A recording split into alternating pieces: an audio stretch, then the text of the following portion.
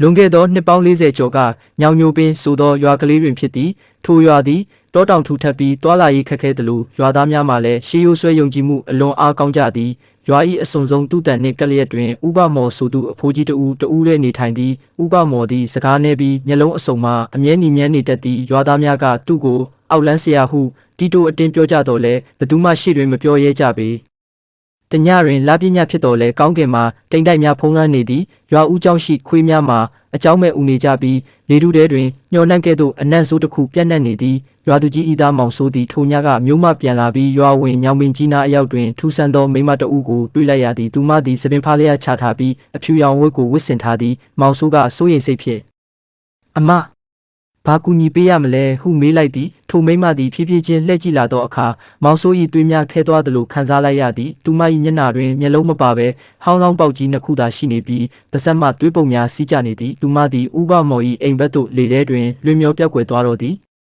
ဥပမော်သည်အင်းဤအိမ်အောက်ခန်းထဲတွင်ဖျောင်းတိုင်ကြီးများကိုစဝိုင်းပုံထုံးကမန္တန်များကိုတိုးရွဆိုနေသည်သူ၏ရှေ့တွင်တော့လူသေးကောင်းခွန်တစ်ခုနှင့်လက်ဆက်သက်ထားသောကြက်နက်တစ်ကောင်ရှိသည်သူသည်တရေမွေးသည့်အောက်လန်းပညာကိုအသုံးချကာရွာသူရွာသားများကိုခြောက်လန့်ပြီးငင်းဤအာနာကိုတိဆောက်နေခြင်းဖြစ်သည်ထိုတရေများသည်ဥပမော်ကျွေးသည့်သွေးကိုတောက်ပြီးသူခိုင်းသမျှကိုလှုပ်ဆောင်ကြရသည်သို့သောအောက်လန်းပညာတွင်ကြီးမားသောအဖိုးအခရှိသည်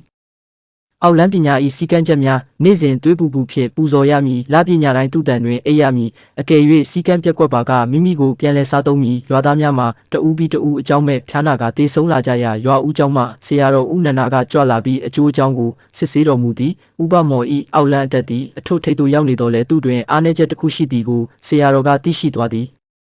တညတွင်ဥပမော်ကမောင်ဆိုးကိုတက်ဖြတ်ရန်တရေများကိုစေလွတ်လိုက်စဉ်ဆရာတော်ကရွာလေတွင်အန်ရီကင်းပရိတရားတော်များကိုရွတ်ဖက်ပူဇော်သည်မနက်အစွမ်းကြောင့်တရေများသည်ဥပမော်၏အိမ်သို့ပြန်လည်ပြေးဝင်သွားကြသည်မင်းတို့ကြွေးတာကိုမစားရရင်ငါကိုပြန်မစားကြပါနဲ့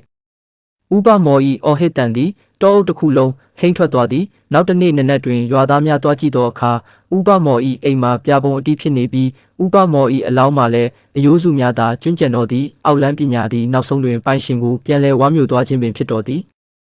ဤဇလန်းနှင့်ပတ်သက်ပြီးစိတ်ဝင်စားစရာကောင်းသောအချက်မှာမြမယဉ်ကျေးမှုတွင်အောက်လန်းပညာဆိုသည်မှာသူတစ်ပါးကိုနစ်နာစေရန်ရည်ရွယ်သည့်အတွက်နောက်ဆုံးတွင်မိမိကိုယ်တိုင်သာပျက်စီးတတ်သည်ဟုသောသင်ခန်းစာကိုပေးလိုခြင်းဖြစ်သည်